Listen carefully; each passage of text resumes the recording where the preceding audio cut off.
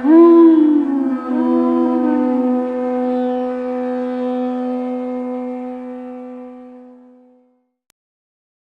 the 18th chapter, text 5. Yagya, dhana, tapaha, kama, na, tyajyam, karmayam, eva, tat, yagno, dhanam, tapas, chaiva, pavanani, vinisinam, yagya dhana tapakama, yagya dhana tapakama, natyajyam kama evatat, natyajyam kamyam evatat, yagno dhanam tapaschaiva, yagno dhanam tapaschaiva, pavanani manisinam, pavanani manisinam, yagyadana tapakama, natyajyam kamyam evatat,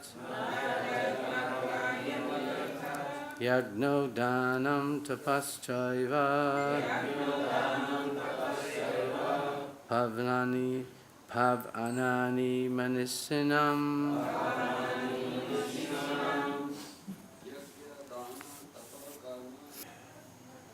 yagya of sacrifice, dana, charity, tapaha, and penance, kama, activity, na, never, tyajyam, to be given up, karyam, must be done, eva, certainly, tat, that, yagnaha, sacrifice, dhanam, charity, tapa, penance, cha, also, eva, certainly, pavanani, purifying, manisinam, even for the great souls. Translation by Srila Prabhupada. Acts of sacrifice, charity, and penance are not to be given up. They must be performed. Indeed, sacrifice, charity, and penance purify even the great souls. Purport by Srila Prabhupada. The yogis should perform acts for the advancement of human society. There are many purificatory processes for advancing a human being to spiritual life. The marriage ceremony, for example, is considered to be one of these sacrifices. It is called Vivaha Yagya. Should a sannyasi, who is in the renounced order of life and who has given up his family relations, encourage the marriage ceremony. The Lord says here that any sacrifice which is meant for human welfare should never be given up. Vivaha Yagya, the marriage ceremony, is meant to regulate the human mind so that it may become peaceful for spiritual advancement. For most men, this Vivaha Yagya should be encouraged even by persons in the renounced order of life. Sannyasis should never associate with women, but that does not mean that one who is in the lower stages of life, a young man, should not accept a wife in the marriage ceremony. All prescribed sacrifices are meant for achieving the Supreme Lord. Therefore, in the lower stages, they should not be given up. Similarly, charity is for the purification of the heart. If charity is given to suitable persons, as described previously, it leads one to advance spiritual life. Thank you, brother.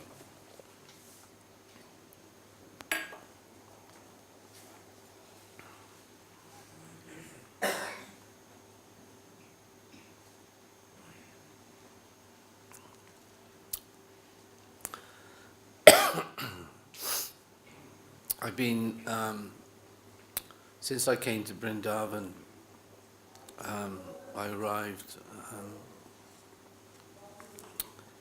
on the 16th of October, and within 3 or 4 days I caught like a bronchial cough, chest, bronchitis, and it's lingering every day. I think, oh, it's going. But all of a sudden, it can just come back again. You get that tickle in your throat, and then your chest, and everything dries up, you know. So just as I was reading that purport, it started, you know. So it's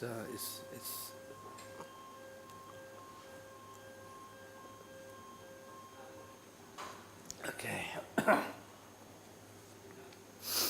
Om Jnana Timirandasya Jnana Jnana Salakaya Chakshusha Militam Yena Tasmai Shri Gurave Namaha. Nama Om Vishnu Padaya Krishna Pastaya Bhutale Srimati Bhaktivedanta Swami Yate Namane Namaste Saraswati Deve Gauravani Pacharane Nevase Sasanyavadi Pastadeve Satane Shri Krishna Chaitanya Prabhu Nityananda Shri Advaita Gadadha Shri Vasudeva Gopakta Hare Krishna Krishna Krishna Hare Hare Hare Ram Ram Ram Hare Hare Hare Bol. Bhagavad-Gita is the purpose of Bhagavad-Gita is very, very clear.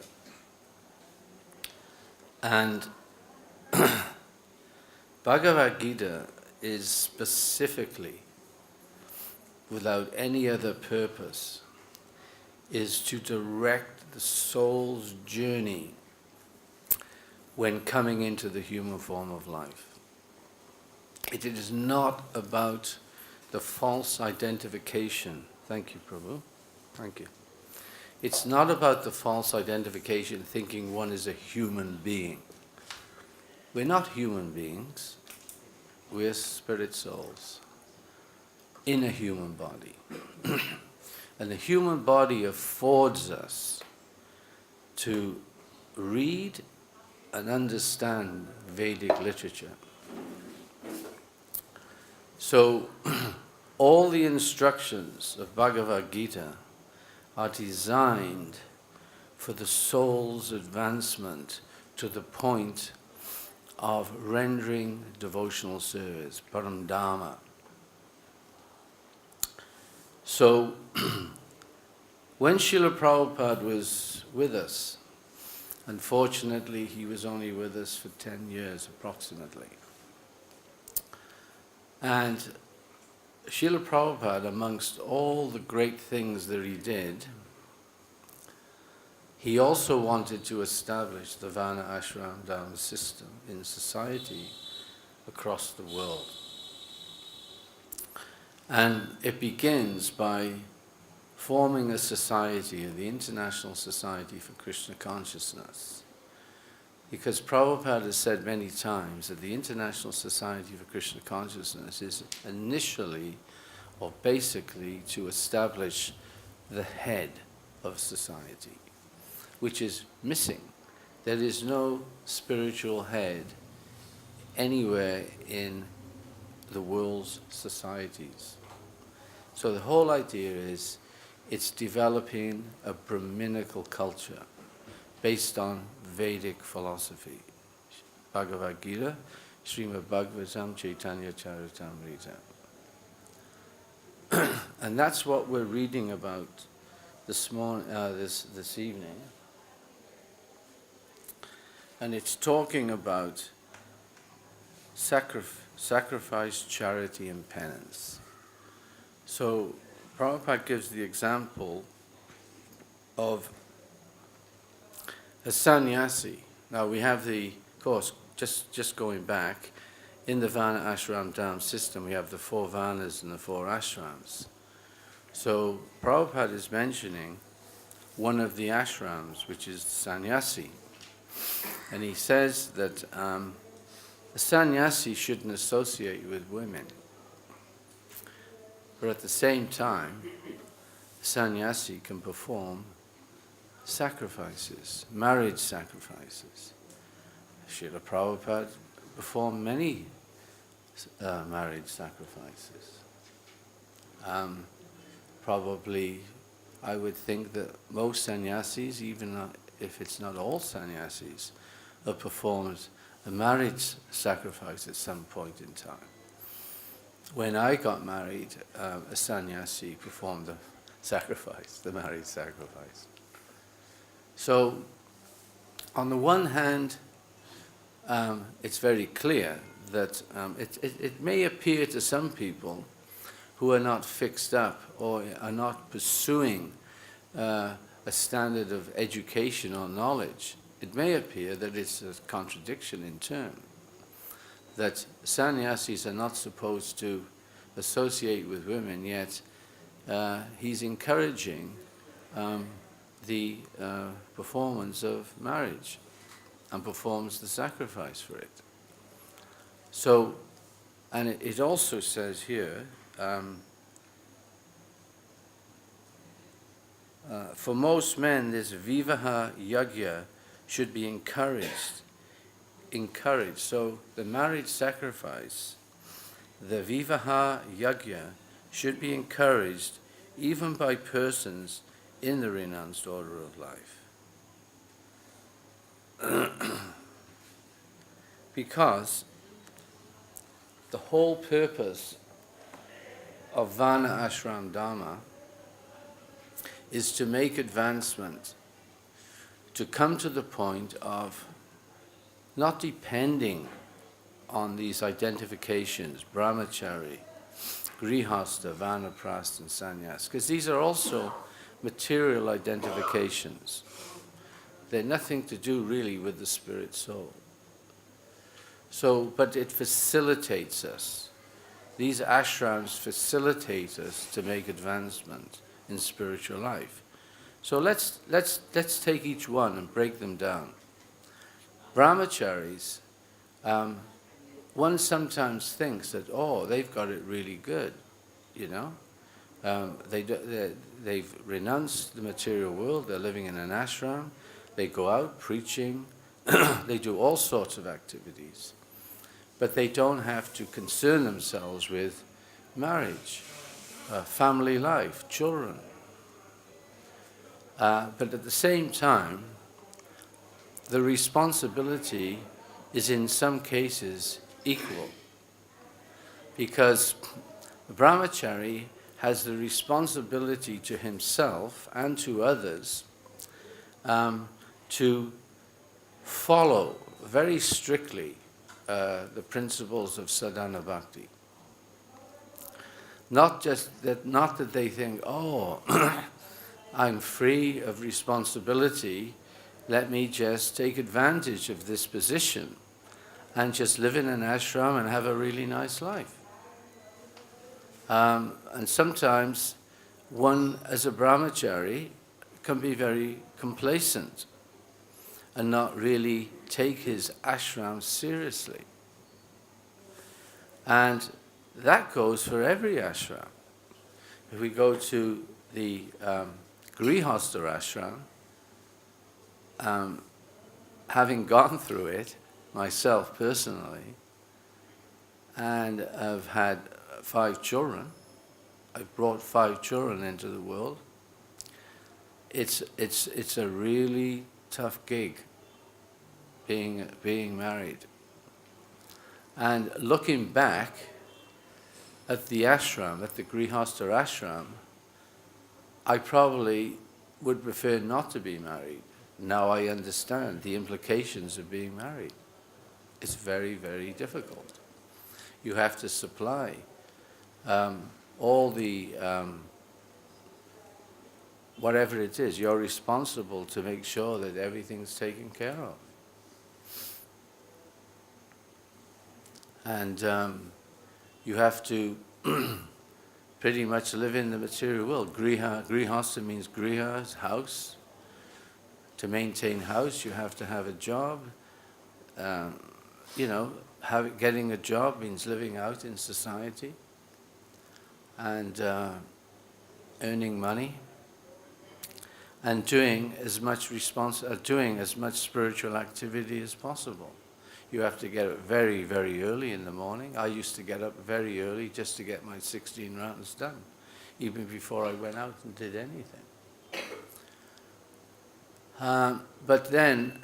But it's an interesting ashram because it gives you an incredible amount of realization if you're serious about developing your love for Krishna. Because you actually see the value of it. And you actually see that the value sometimes is not necessary. So every ashram, brahmachari, grihastha, and the thing is, going back to brahmachari, you can't fool yourself. You can't think that, oh, I have no material desires to want to get involved with a woman, to marry a woman and have children. One has to be very honest with oneself. And that's what is important in realizing what are the defects of human nature. Human nature, one of the defects that we have is that we cheat. You know, we're illusioned, we can be illusioned, we can make mistakes, right? And we can cheat, and what's the other one? Our senses are imperfect. There we are, we have imperfect senses. So, cheating doesn't mean to take money. Of course, that's there. But cheating means to be true to yourself, to be true to the contract that you take out with your guru. Guru has come and he's planted a seed in your heart. And he is the transcendental gardener that has planted that seed. And our side of the contract is, we say, all glories to Guru. All glories. And we are indebted to Guru eternally. And our job then is to become the transcendental gardener ourselves and to water that seed. So whatever ashram you're in, brahmachari, grihastha, vanaprastha, sannyas, it's all about watering the tree, watering the plant so the creeper grows. Now then, if we look at these penances, sacrifices and charities, it says in the 5th chapter, in 29th verse, Bhoktaram yagya tapasham savaloka maheshwaram suridam savabhutanam yatvamam shantim rachati. So it says, the sages, knowing me as the ultimate purpose for all sacrifices and austerities, the Supreme Lord of all planets and demigods, and the beneficiary and well-wisher of all living entities, attain peace from the pangs of material existence. So the idea is, Bhagavad-Gita is for the advancement of the soul, as I've said already, and not the body. So whatever sacrifices, charity, and penances one makes has to be in relationship with Krishna consciousness. We come to the vanaprastha. When children are grown up and they become self-sufficient and they've learned from their parents, because parents also have to be constantly examples, and it's not difficult, it's not easy in this world because there are so many distractions. And it's not that, as you can see, it's not that everyone can live in the temple and be secure within the boundaries of the temple. Srila Prabhupada again was an example of a grihasta. Srila Prabhupada was a businessman for many, many years. He went out, he had a laboratory, he was what do you call it? Chemist. A chemist for many years, and he toiled and he struggled to keep his family together and to provide for them. So in the Vanaprastha, it's all about once one gets over the hill of looking after their children, the husband and the wife then become a lot more renounced, very renounced, to prepare ultimately for the next ashram. So I've been Vanaprastha for 15 years. And as I'm getting older, and my wife is getting older, at some point we will then make an arrangement for me to take sannyas before I quit this body. So then I have gone very honestly through these ashrams and arrived at the point of trying to be more and more in a situation where I can give more and more to Krishna and to Guru. So that is the purpose of life.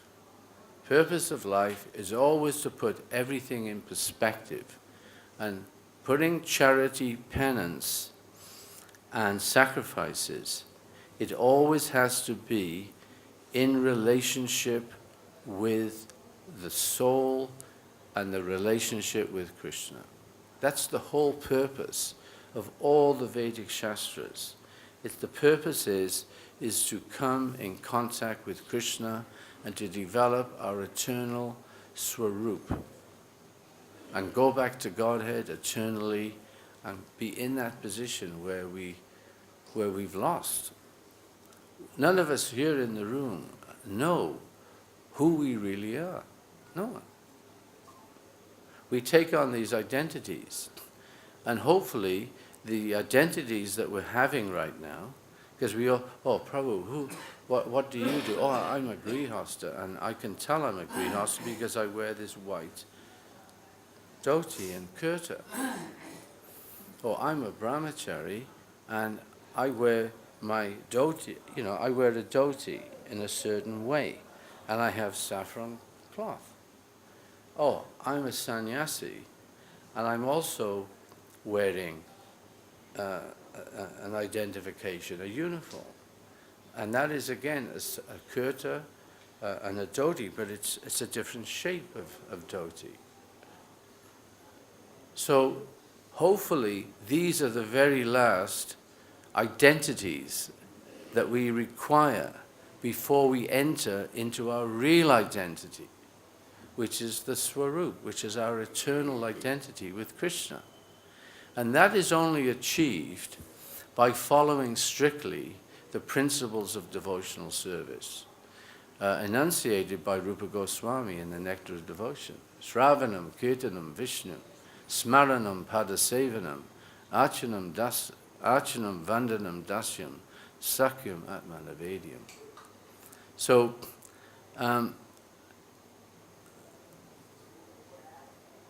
what we have to understand is time. Krishna says, time I am, destroyer of worlds.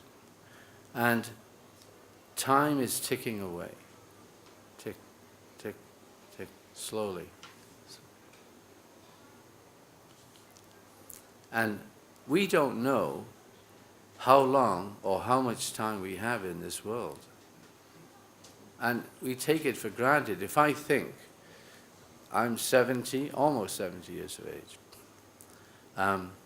I've taken, I think, a lot of my life for granted because I never think that I'm going to die. I never think, like I'll wake up tomorrow morning, I'm not thinking I'm going to die tomorrow, but I could. And it's not negative to think that we're not going to die, because simply death is, as you all know, is the change of body. We don't want to be carrying this body around with us for the, or a new one. Why should we want to? It's just full of misery. So how lucky we are. Just think for a moment. Let's be as fully present as possible with our situation right this moment.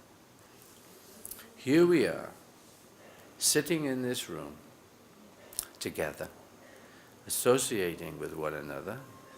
Rupa Goswami says it's so important to associate with devotees. So we are associating with devotees. We're all here in the room with one another. Sravanam Kirtanam, we're engaged in that process. And where is this room that we're sitting in? It's in Vrindavan. And if you think of the billions of people that live on this planet, just put it into perspective. Out of the billions and billions and billions of people that live on this planet, how lucky we all are today. How many people in this room? How would you say? 50, 40, 50, 50, yeah, 50. So here we are together, engaged in the most beautiful activity. Shravanam, Kirtanam, Vishnu. We are glorifying Krishna. We are reading Krishna's Bhagavad-Gita. So we're nearly there. Just think about it. We're almost there. All we have to do is carry on in this lifetime. And when we finally leave this body, Krishna will be waiting for us. In the Brihad Bhagavatamrita, there was this wonderful devotee, Gopkumar, and he wanted perfection. He wanted that swarup with Krishna. And he started a journey in Govardhan. He was a simple cowherd boy, Gopkumar. And he was searching for perfection. And the Brihad Bhagavatamrita by Sanatana Goswami is all about his journey, looking for perfection. And finally, after going through all the 14 planetary systems, from the lowest planet to the highest planet, he went to Satyaloka. He actually became Lord Brahma also in his journey. It's such a beautiful narration by Sanatana Goswami. And when he was Lord Brahma, he thought, I'm not happy. I'm going to see out my time, which he did. But then he went to the Vaikuntha Lokas. Eventually, he was just going up and up and up and up through his devotion, through his sacrifice, his penance, and his charity. He was traveling up and up and up and up and up. And he went everywhere. Finally, he went into Vaikuntha Loka. And still he wasn't satisfied. And then finally, he entered into Krishna Loka, the topmost planet in the Vaikuntha planets. Went into Goloka Vrindavan. And he entered a gate. And he walked along this long path. And as he was getting nearer and nearer to the end, Krishna was there at the end of the pathway. And then his heart filled up with love, brimming over with love of God. And when he reached Krishna, he lay prostrate at the feet of Krishna. And Krishna beckoned him to get up. And he said, if you knew how many times I've waited for you on this pathway. I have been waiting and waiting and waiting for you to come, and finally you have come.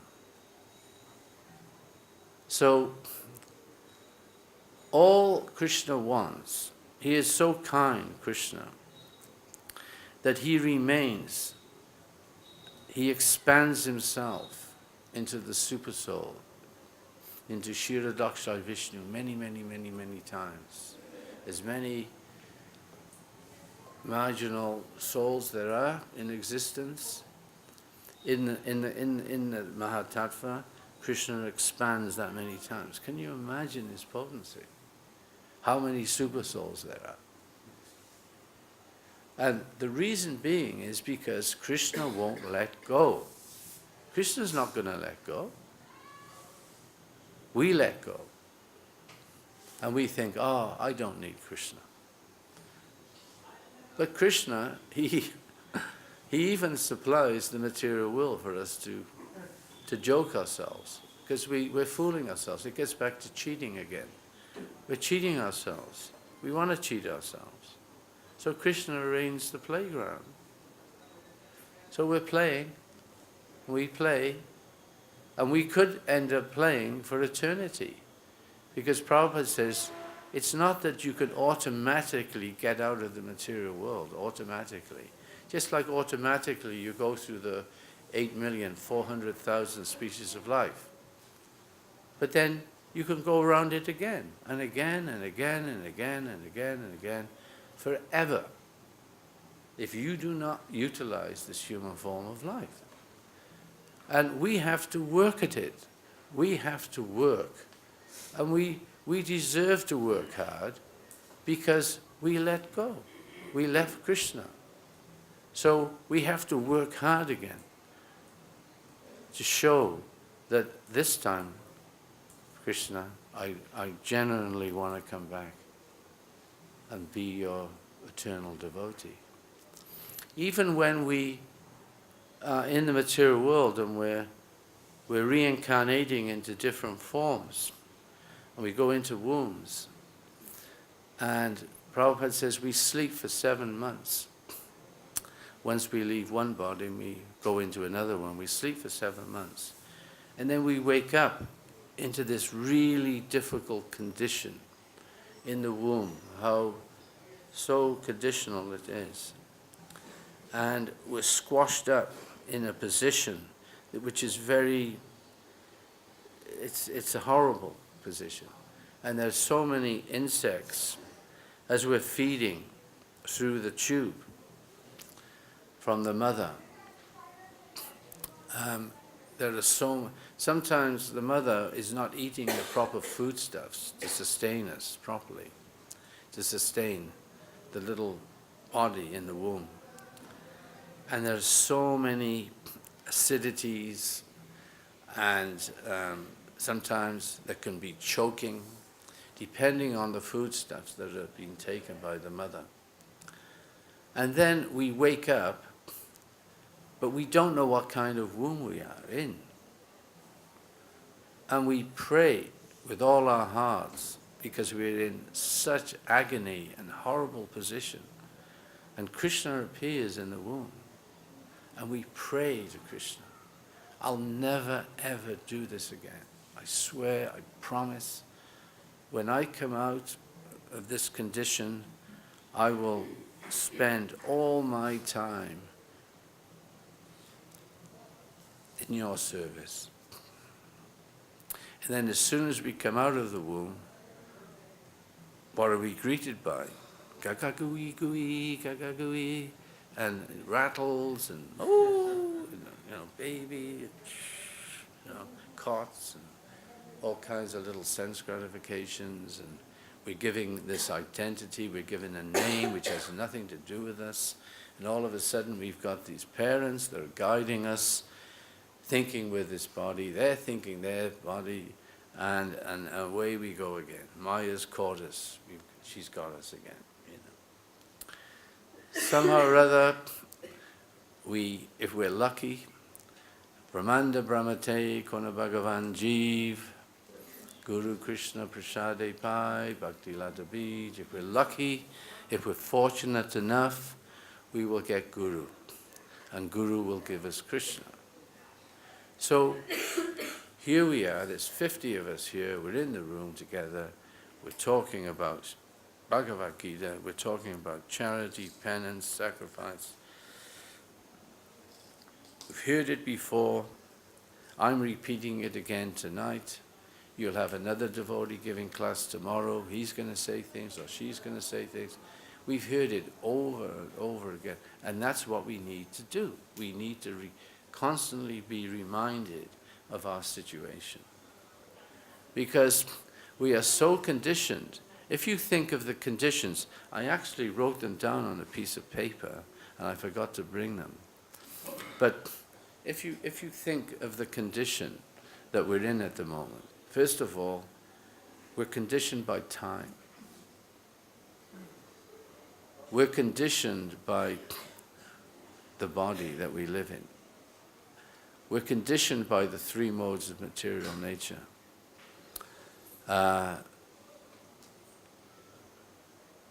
Can anyone else think of things that we're conditioned? We're conditioned by, well, we're conditioned by all the three, the separated material energies: earth, water, fire, air, ether, mind, intelligence, false ego. Mind is also included in that. I'm going to bring it next time I come and give class. I'll bring it. It's a very interesting list of how conditioned we are. How people say, "Oh, I'm free. I can do anything." There's no God. I'm just here. This is my life. And I like birds. I like to be able to fly like a bird. They have this false conception of that different species of life are so beautiful and wonderful, and they want to be like that, and So there's a whole list of conditions, and it's really nice to actually go through that list and see how entrenched we are in the material world. Three modes of material nature. That's another thing. Krishna says the three modes of material nature are spells. Maya, she's like Durga Devi. She is a master of illusions. She has many spells. So you can see, for instance, a soul in a pig's body. If you look at a pig's body and what a pig does, that's just a spell. The pig's body has been created by Maya under the authority of Krishna. And that body is a combination of earth, water, fire, air, ether, mind, intelligence, and false ego. But what an incredible body it is. Because along with the body, there's a spell attached to it. And that spell is enacted by the three modes of material nature. And all of a sudden, that spirit soul within the body thinks it's a pig. And it makes all the noises of a pig, because that's the body. So if you look at these 8,400,000 different species of life, they're all under the spells of material nature. Material nature has many dimensions to it. It's not just three-dimensional. Material nature has many, many dimensions. It is an incredibly crafted energy by Krishna. But then Krishna says, first of all, Krishna says that this is an inferior energy in the 7th chapter. Krishna is explaining about these separated energies. But then Krishna says, besides this inferior nature, there is a superior nature, which are all living entities. So we're all here. We're the living entity. So he very clearly defines the material energy and the marginal energy. And the marginal energy has also got many dimensions to it, because simultaneously each species of life creates an ecosystem that maintains the universe. And Krishna says in Gita, besides this inferior nature, O Arjuna, there is a superior nature of mind, which are all living entities who are struggling with material nature and sustaining the universe. So the universe is sustained by the 8,400,000 species of life. And altogether, those species of life make an ecosystem. You see, Om Puna Punam, Om Puna Punam Idam, Punat Punam Udachyate. It's a complete whole. Krishna has created a complete whole by this 8 million. That 8,400,000 species of life is enough for that ecosystem to breed. So, we're here sitting in the room. We know, we've heard many times about what I'm talking about tonight. So, we're dependent on one another to make advancement in Krishna consciousness. And we're almost there. I'm happy. Because Krishna says, Yatvamam Shantim Rachati.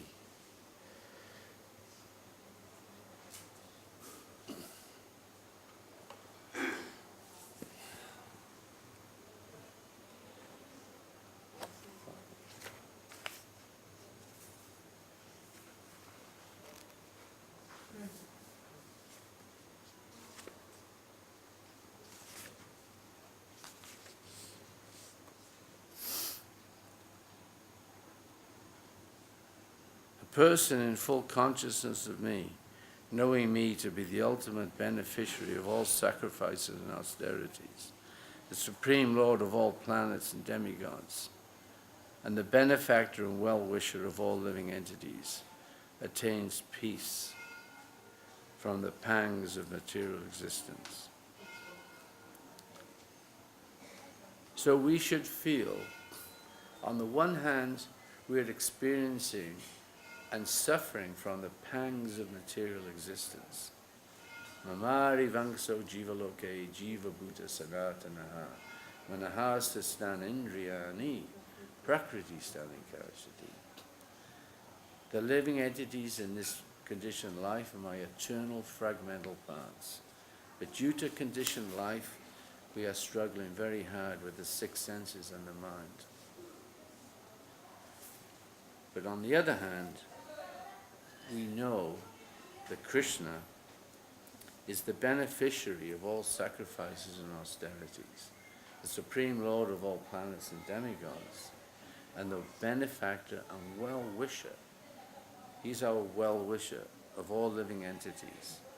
And as a result, we attain peace from those pangs, knowing that Krishna is there. It's nice, isn't it?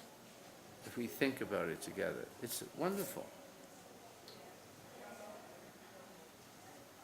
We are going about daily. We rise early in the morning, we take bath, we get up, we go to Artik, Prabhupada's Artik. We should always try to go to Prabhupada's Artik in the morning. He is the Param Guru. And it starts with the mercy of Guru. So let Prabhupada see who's present. It's nice in his samadhi. And then we go to Mangalarti. And then we worship Lord Nrsingadev. All these great personalities. We're not worshipping anything else. We're worshipping Krishna. We're worshipping Lord Chaitanya, we're worshipping Radha Samsundar, Krishna Balaram. And then we worship Lord Nrsingadev. Then we worship Tulsi Devi, beautiful Tulsi Devi. What a life. So it must bring peace, surely. Surely we must be feeling peaceful. So, to end the class, this is the purpose. All activities must be dovetailed ultimately with Krishna consciousness. Whether we're getting married, whether a sannyasi does the sacrifice, the reason the sannyasi does the sacrifice is because ultimately there's two Krishna conscious devotees being joined together in matrimony to make advancement in Krishna consciousness. It all fits together. It's very easy to understand. And it'll be even more easy to understand the more you chant Hare Krishna. Because Krishna says, Ata Shri Krishna, Namadi, Nabhaved Grayam Indriye, Sevan Mukhe Jivado, Swayam Eva Sparadyadaha. One cannot understand Krishna just by the blunt material senses. But the process of bhakti, he reveals himself, Krishna's, it's the process of bhakti is that Krishna reveals himself to the devotee, being pleased for their transcendental loving service unto him. So it's all about pleasing Krishna, and everything comes from Krishna. Yashmin vignate savam ivam vignatam bhavanti. That when the cause of all causes becomes known, then everything noble becomes known and nothing remains unknown. That's a fact. And then there's prasadam, I forgot to mention that. Tadati pratigranati, guyamakyati prichati. Those 6 exchanges of love between devotees. Prabhupada very beautifully explains real charity in the 4th verse of Nectar of Instruction. I brought it tonight, but we probably don't have time to read it now. Maybe next time when I come. And he explains beautifully in that 4th verse about what we're talking about today. Okay. What's the time, Prabhu? There is a 6:05. 6:05. Okay. So we've been in over an hour. Is there any questions or comments anybody would like to make? Okay. Start. Hari. You were speaking about in the family brahmachari, then we marry, we have children, Yeah. and when the children are grown up, then we go for vanprastha, Yes. then we go for sannyas. Yes. But when we are in this process, so we have so much attachment.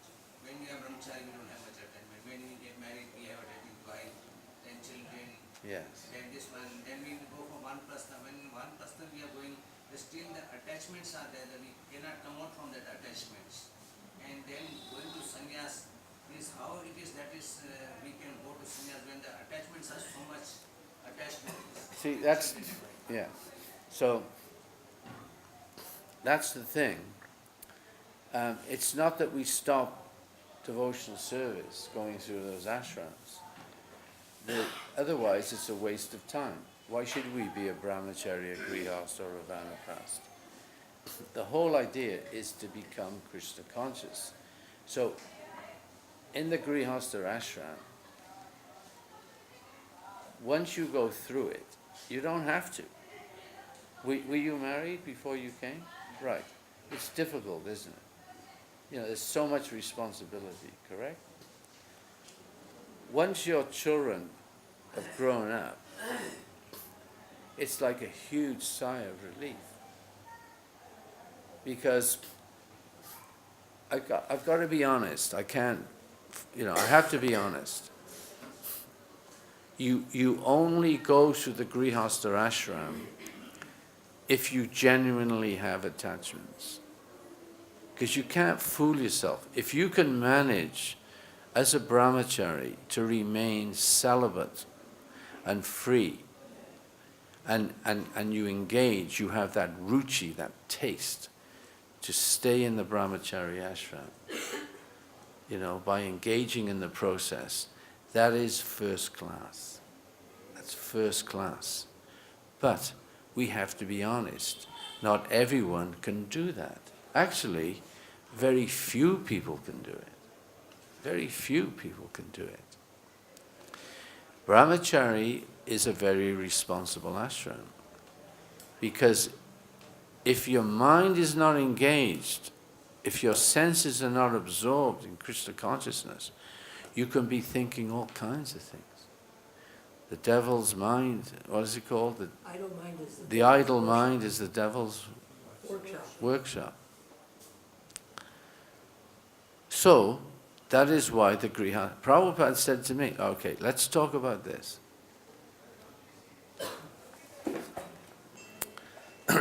I was a brahmachari for 7 years.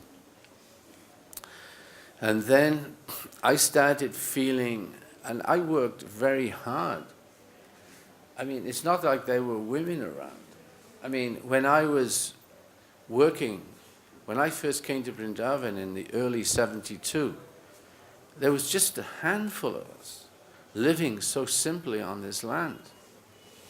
And we were absorbed because Prabhupada was visiting regularly to check. It's like, Prabhupada wanted this temple to be built. He had the instruction from Rukmini Dwarkadish in Los Angeles, build a temple. So Prabhupada was pressing us constantly. And as a result, we managed to build a beautiful temple. But then even during all that service, I developed a desire for companionship. I have to, And I went to Prabhupada eventually and I said, Srila Prabhupada, because everyone wants the ultimate advice, from Guru, It's wonderful that you can just go to Prabhupada like that and just ask him that question, Prabhupada, should I get married or should I not, So I remember I was the first person with some others to get married in Vrindavan. And it was an